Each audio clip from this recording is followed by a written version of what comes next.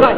Se você vê vultos ou ouve vozes, venha participar da fogueira santa de Israel. Eu quero que a vida dela se destrua. Eu quero que a vida dela seja amaldiçoada.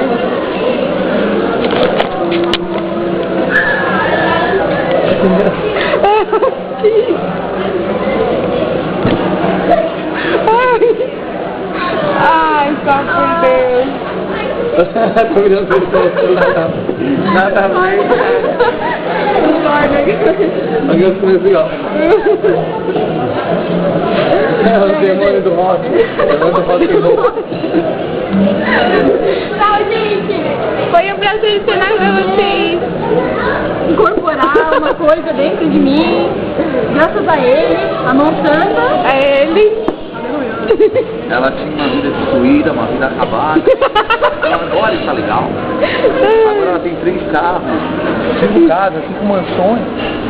Agora você dá depoimento que começou, que foi na igreja aniversário.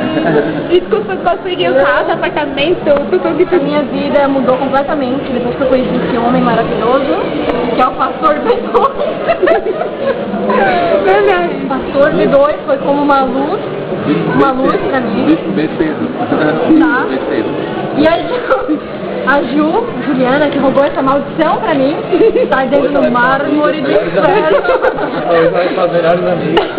Mas hoje nós somos amigas, porque roubamos uma pra